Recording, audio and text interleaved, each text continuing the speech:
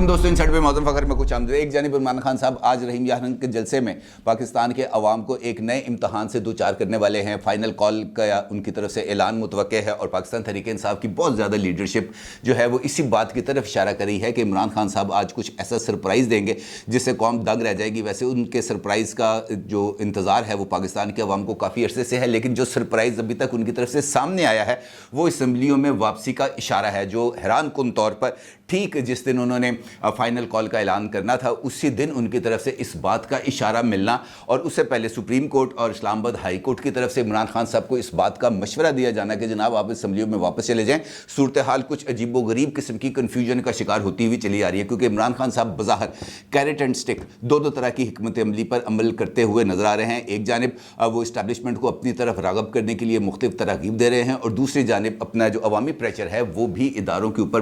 बतदरीज develop करते चले जा रहे हैं, क्योंकि आज एक इंपॉर्टेंट डेवलपमेंट होने जा रही है और उसकी वजह है इमरान खान साहब की तरफ से जो रहीम यार खान में जलसा है, लेकिन उस जलसे के साथ साथ सिर्फ पंजाब के 42 मुकामात पर इमरान खान साहब की तरफ से इस बात का ऐलान किया गया है कि यहाँ पर ना सिर्फ लोगों को जमा किया जाएगा बल्कि वाइट स्क्रीन्स के ऊपर इमरान खान साहब के जलसे को बराह रास्त नशर भी किया जाएगा। और पाकिस्तान भर में तकरीबन 78 मुकामात पंजाब समेत जहाँ पर ये जलसों को बराह रास्त इसकी कवरेज की जाएगी। और पाकिस्तान तहरीक इंसाफ का ये मानना है कि जनाब ये जो जलसे हैं ये पूरा पाकिस्तान आज जलसागाह की सूरत में होगा। सवाल ये पैदा होता है कि इमरान खान साहब को आखिरकार इतने वसी पैमाने पर ये जो इंतजामात हैं ये करने की ज़रूरत क्यों पड़ी है, और असद उमर साहब ने किन वजूहात की बिना पर आज 15,000 अफराद को डी चौक पर जमा करने की ख्वाहिश का इजहार किया है। इस सारी सूरत हाल पर आपके साथ बात करूँगा, लेकिन उससे पहले बात करेंगे पंजाब और खैबर पख्तूनख्वा की, जिन्होंने वफाक के साथ मत्था लगाने का बाज़ाब्ता तौर पर ऐलान कर दिया है, क्योंकि वफाक की तरफ से एक दरख्वास्त की गई थी पंजाब और खैबर पख्तूनख्वा की हुकूमतों को, और उनसे ये कहा गया था कि इमरान खान साहब के मुमकिन लॉन्ग मार्च के सद्देबाब के लिए हमें कुछ पुलिस फोर्स की ज़रूरत है, जिसके ऊपर चूँकि ये चारों सूबों को खतूत लिखे गए थे। सिंध की तरफ से इस बात का इजहार किया गया कि जनाब हम आपको 10,000 जो है वो उसकी इजाफी नफरी दे देंगे, जबकि खैबर पख्तूनख्वा और पंजाब की तरफ से दो टोक अंदाज में मौक़िफ़ इख्तियार किया गया कि जनाब मार भी हमने खानी है, वफाक पर चढ़ाई भी करनी है, तो बंदे भी साढ़े इस्तेमाल होंगे, दैट इज़ नॉट पॉसिबल। और उन्होंने बाज़ाब्ता तौर पर इस बात का ऐलान कर दिया है कि जनाब पंजाब और KP के दोनों सूबों की तरफ से किसी किस्म की पुलिस नफरी जो है वो वफाक को फराहम नहीं की जाएगी, जिस पर राना सनाउल्लाह साहब ने कोई अल्टरनेटिव बंदोबस्त भी किया है। और इसके हवाले से मैंने कल आपके साथ जिक्र भी किया था कि एक समरी है जो तैयार की गई है वज़ारत दाखिला की तरफ से, और वो उसको पेश किया जाएगा फेडरल कैबिनेट की नेक्स्ट मीटिंग के अंदर, जहाँ पर इस बात की इजाज़त तलब की जाएगी कि जनाब हमें वफाकी दारुल हुकूमत में रेंजर्स और FC को तैनात करने की इजाज़त दी जाए। और ऐसी सूरत में जो इमरान खान साहब का लॉन्ग मार्च अगर इस्लामाबाद की हदूद में दाखिल होता है तो उनका सामना इस्लामाबाद कैपिटल सिटी पुलिस के साथ नहीं होगा बल्कि रेंजर्स और FC के साथ होगा, जो यकीनी तौर पर इमरान खान साहब के लिए एक नई दर्द सर का सबब बनेगा, क्योंकि फ़ौज के साथ बराह रास्त सड़क पर आके मत्था लगाना ये ज़रा मुश्किल काम है। और इमरान खान साहब देखना ये है कि वो इस मुश्किल सूरत हाल से कैसे निकलते हैं, क्योंकि इस हवाले से भी एक और डेवलपमेंट हुई है। FC के कमांडेंट हैं सलाउद्दीन साहब, और उन्होंने एक मीटिंग की है आज वज़ारत दाखिला में, और इस मीटिंग के अंदर IG capital city police Islamabad और ये जो कमांडेंट हैं FC के ये भी वहाँ पर मौजूद थे। और इस मीटिंग के अंदर भी इसी चीज़ पर गौर किया गया कि जनाब ये नफरी जो हमने FC की देनी है अब वो फर्स्ट डिफेंस लाइन में होगी, सेकंड डिफेंस लाइन में होगी या थर्ड डिफेंस लाइन में होगी, क्योंकि इस सारी सूरत हाल में अगर इस्लामाबाद पर चढ़ाई हो जाती है तो इमरान खान साहब के साथ जो लोग आएंगे उनका पहला सामना किस पॉइंट पर होगा और वो कौन करेंगे, इस सारे अमूर पर गौर किया गया। और इसके बाद राना सनाउल्लाह साहब ने लाहौर में एक इजलास के बाद इस बात की तरफ भी इशारा किया है कि जनाब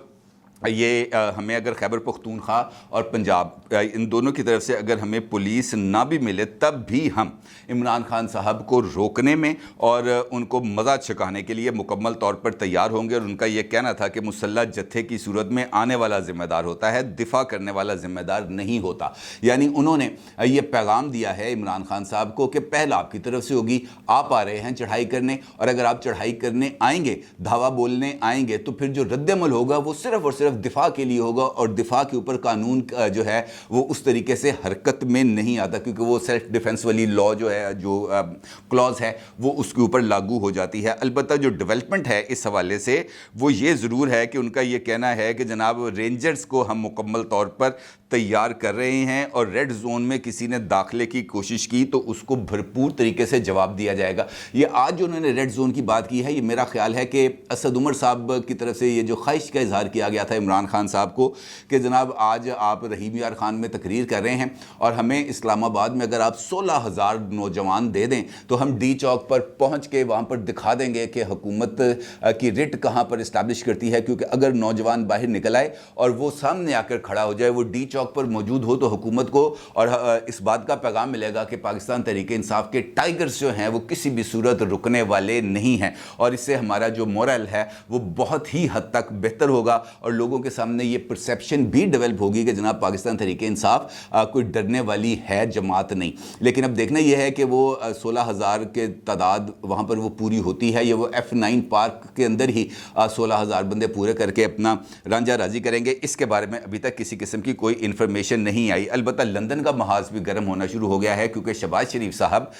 جو اپنا دورہ امریکہ ہے وہ مکمل کر کے لندن پہنچ گئے ہیں، اور ممکنہ طور پر جو اطلاعات ہیں وہ یہ ہیں کہ جناب نواز شریف صاحب سے آج ان کی ملاقات ہوگی، اور اس ملاقات کا اہم ترین نقطہ یہ ہوگا کہ جو نئے انتخابات کرانے ہیں وہ نیکسٹ ایئر کے فرسٹ کوارٹر میں ہوں گے یا سیکنڈ کوارٹر میں ہوں گے، کیونکہ اب انتخابات سے میرا خیال ہے اس کو اوائڈ کرنا کچھ زیادہ ممکن نہیں ہے، کیونکہ مسلم لیگ نون کی طرف سے بھی اس بات کے اشارے مل رہے ہیں کہ وہ خود کو نئے انتخابات کے لیے تیار کر رہے ہیں۔ آج ماڈل ٹاؤن کے اندر جو مسلم لیگ نون پنجاب کا خاص طور پر اجلاس ہوا، جس میں مریم نواز نے اس اجلاس کی صدارت کی، اس اجلاس میں بھی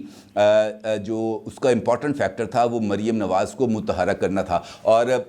پارٹ ٹائم پولیٹیشین اس وقت مریم صاحبہ سامنے آتی ہیں، کیونکہ جب ان کو ضرورت پڑتی ہے ان کی جماعت کو تو وہ منظر عام پر آ جاتی ہیں، ادروائز وہ جاتی عمرہ میں جا کر گم ہو جاتی ہیں، پتہ نہیں چلتا کہ مریم صاحبہ اس وقت پالیٹکس میں موجود ہیں یا نہیں۔ کیونکہ میری نظر میں اگر سیاست انہوں نے کرنی ہے اور پاکستان کا کوئی اہم عہدہ انہوں نے حاصل کرنا ہے تو ان کو یہ پارٹ ٹائم سیاست کا جو وتیرہ ہے وہ چھوڑنا پڑے گا، اور ان کو فل ٹائم پولیٹیشین بننا پڑے گا، جس طرح عمران خان صاحب ہیں۔ آپ نوٹ کر لیں کہ جب سے عمران خان صاحب نے ان کے خلاف تحریک عدم اعتماد والا کام کا آغاز ہونا تھا، عمران خان صاحب اس دن سے لے کر آج کے دن تک آپ کو مسلسل نظر آئیں گے ایکٹیولی، وہ چاہے جلسہ کریں، وہ چاہے انٹرویوز دیں، وہ چاہے اجلاس کریں، چاہے ٹویٹ کریں، وہ ہر ایک فورم جہاں پر وہ اپنی بات لوگوں تک پہنچا سکتے ہیں وہ اس کو 100% ایفیکٹیولی اس کو یوز کر رہے ہیں، جبکہ ان کی جو اپوزیشن ہے، یعنی ان کے جو مخالفین ہیں، چاہے وہ مسلم لیگ نون ہو چاہے وہ پاکستان پیپلز پارٹی ہو، وہ اتنی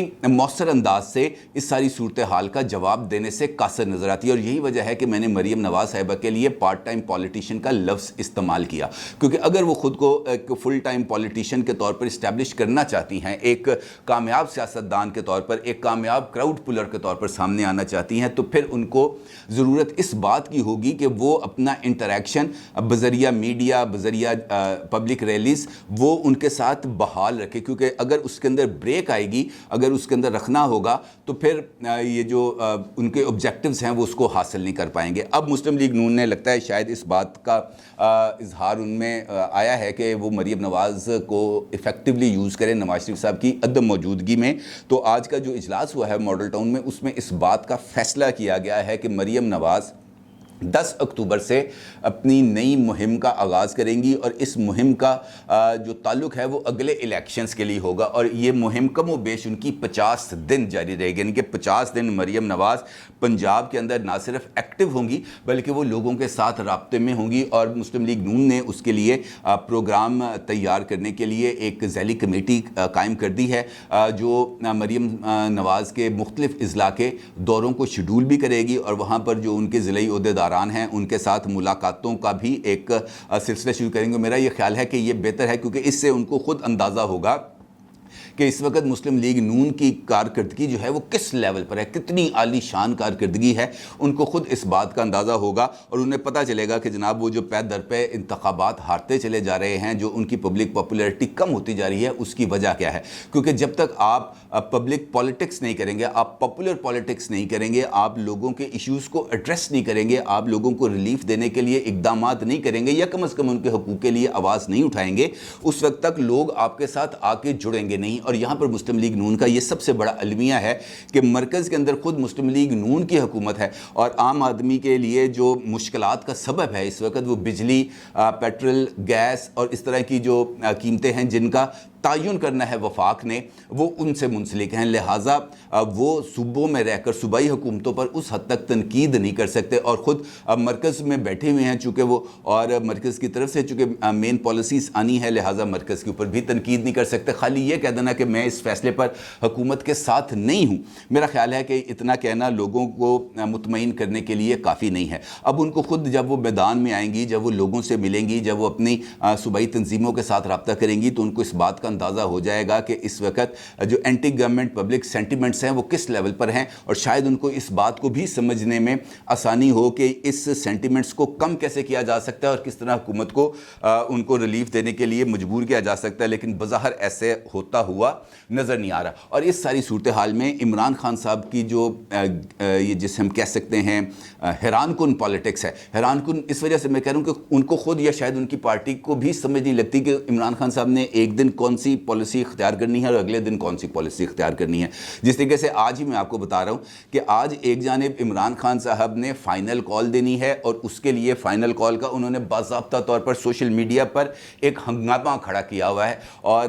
ہر ایک دوسری پوسٹ آپ کو فائنل کال کے حوالے سے، رحیم یار خان کے حوالے سے نظر آئے گی۔ لیکن ایک طرف اس مومنٹم کو بلڈ کیا جا رہا ہے، اس ہائپ کو کریٹ کیا جا رہا ہے، لیکن دوسری طرف اس خواہش کا بھی اظہار کیا جا رہا ہے کہ جناب ہم اسمبلی میں آنے کے لیے تیار ہیں۔ اور یہی وہ دو عملی ہے، یہی وہ تضاد ہے جو عمران خان صاحب کی پالیٹکس کے اوپر ایک بہت بڑا کوسچن مارک لگاتا ہے، کیونکہ اگر آپ نے سیاست کے اندر خود اپنے آپ کو کنونسڈ نہیں کر پاتے کہ ہم نے کون سا راستہ اختیار کرنا ہے، ہم نے احتجاج کا راستہ اختیار کرنا ہے یا ہم نے پارلیمانی پالیٹکس کا راستہ استعمال کرنا ہے، تو پھر وہ جو کنفیوژن ہے آپ کی پارٹی کے رینکس اینڈ فائل کے اندر، اور اس کے ساتھ ساتھ لوگوں کے جو ایک جسے ہم کہتے ہیں فلوٹر ووٹرز، ان کے ذہن کے اندر وہ کنفیوژن موجود رہے گی۔ مثال دیتا ہوں کہ یہ جو اکانومی کے بیٹ رپورٹرز ہیں، ان کے ساتھ عمران خان صاحب نے ملاقات کی ہے، اور اس ملاقات میں عمران خان صاحب نے اس خواہش کا اظہار کیا ہے کہ وہ اسمبلی میں واپس آ سکتے ہیں اگر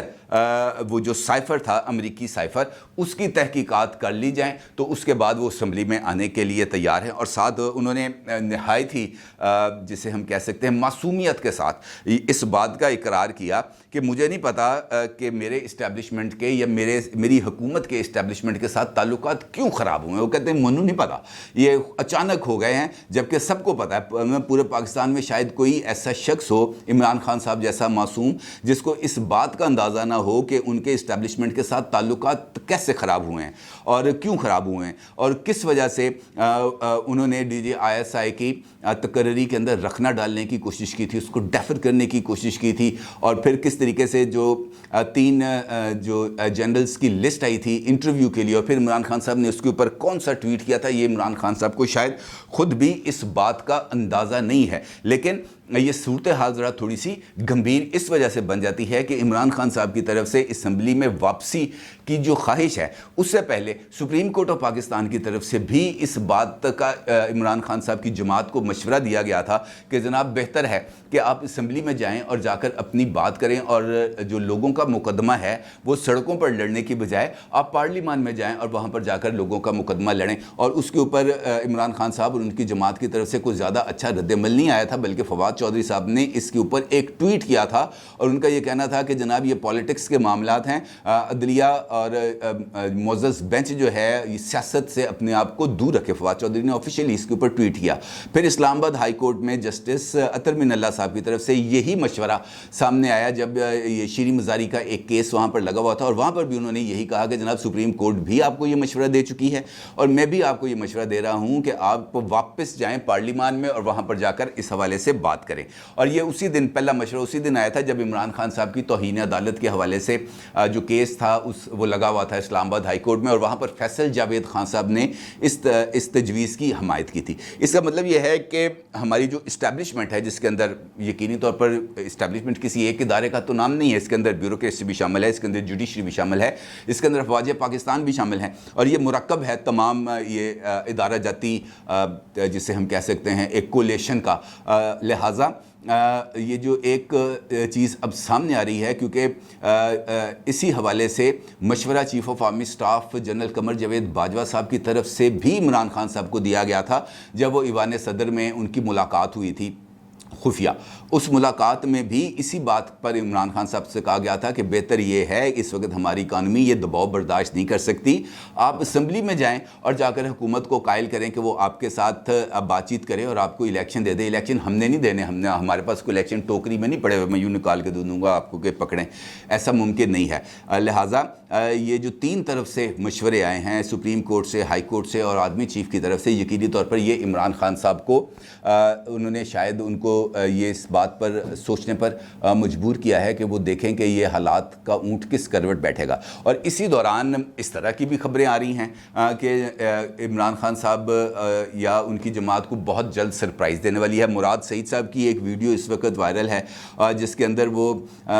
بول نیوز کے رپورٹر ہیں عباس شبیر صاحب, بڑے اچھے رپورٹر, بڑے کمپیٹنٹ رپورٹر ہیں, ان کے ساتھ گفتگو کرتے ہوئے, ان کے کندھے پر ہاتھ رکھتے ہوئے, ان کو تھپ تھپاتے ہوئے کہہ رہے ہیں فکر نہ کر, بہت جلدی بہت بڑی خبریں آنے والی ہیں, اور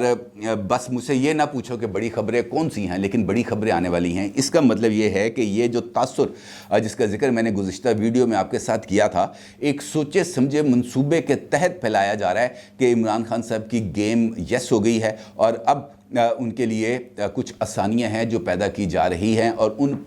جو آسانیاں ہیں انسی کے تحت عمران خان صاحب اپنا جو یہ فیوچر گیم پلان ہے وہ تیار کرنے کی کوشش کر رہے ہیں. اب امپورٹنٹ سوال آج کی صورتحال میں یہ ہے کہ ڈی چوک پر بندے جمع کر کے عمران خان صاحب نے کیا کرنا ہے, یا اسلام آباد میں بندے جمع کر کے کیا کرنا ہے, یا ملک کے 78 مقامات پر جہاں پر انہوں نے لوگوں کو اکٹھا کرنے کا ٹاسک دیا ہوا ہے, عمران خان صاحب کا بنیادی ایجنڈا کیا ہے. کیا آج وہ کوئی ٹریلر چلانا چاہتے ہیں, کیا آج وہ پاکستان کی اسٹیبلشمنٹ, پاکستان کی حکومت کو یہ پیغام دینا چاہتے ہیں کہ طاقت میرے پاس موجود ہے اور میں جب چاہوں جہاں چاہوں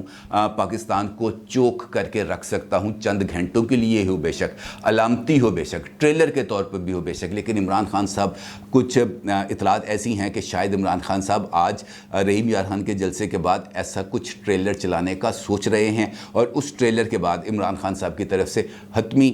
تاریخ کا اعلان آئے گا جب وہ اسلام آباد کی طرف رخ کریں گے. دیکھنا یہ ہے کہ آج رحیم یار خان کے جلسے میں عمران خان صاحب کی طرف سے کون سا اعلان سامنے آتا ہے. اپنی رائے کا ضرور اظہار کیجیے گا. آپ کو بہت شکریہ. اللہ حافظ.